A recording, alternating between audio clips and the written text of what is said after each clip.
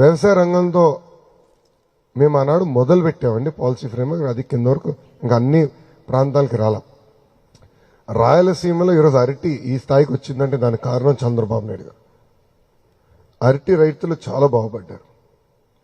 నేను రాయలసీమ ప్రాంతం మొత్తం నడిచిన తర్వాత నాకు ఒక క్లారిటీ వచ్చింది.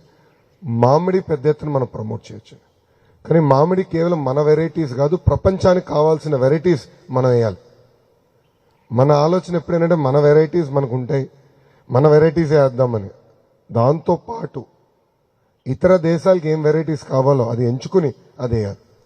అట్లా ఒక్కొక్కటి వి హావ్ టు టేక్. ఇప్పుడు డేట్ ఉంది, ఖర్జూర్కాయ హ్యూజ్ పొటెన్షియల్. నేను పాదయాత్రలో అనేక పొలాల్లో చూసా, కానీ మొక్క చాలా ఖరీదైంది.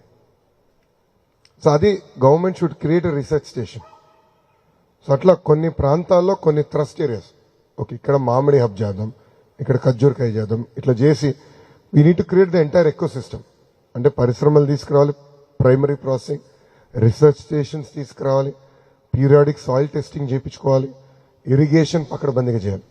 ఇదంతా ఇంక్లూజివ్గా చేస్తేనే సక్సెస్ వస్తుంది. And that is something we want to do in agriculture. We have to do it very systematically, very inclusive. ఉభయ గోదావరి జిల్లాకు వచ్చి గల పామ్ ఆయిల్ ఇస్ బిగ్, కానీ పామ్ ఆయిల్ రైతులు కూడా ఒక సంక్షోభంలో ఉన్నారు ఈరోజు. బట్ ఇంకో పక్కన మనం పామ్ ఆయిల్ ఇంపోర్ట్ చేసుకుంటున్నాం. సో సపరేట్ మన అంటే కేంద్రంలో regulations are not correct. So inflation వచ్చే గల ఇంపోర్ట్ డ్యూటీ విపరీతంగా తగ్గించేస్తున్నాం.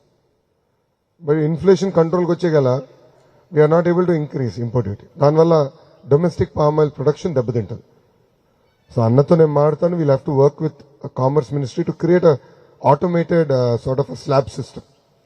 సో ఇన్ఫ్లేషన్ పెడితే of course inflation should be in control, but at same time domestic రైతుల్ని కాపాడుకోవాలి. సో అట్లా ఒక్కొక్క ఏరియాకి ఒక్కొక్క ట్రస్ట్ ఫోకస్ ఏరియా ఇవ్వాలి. ఇచ్చి we'll take it up quite seriously in agriculture.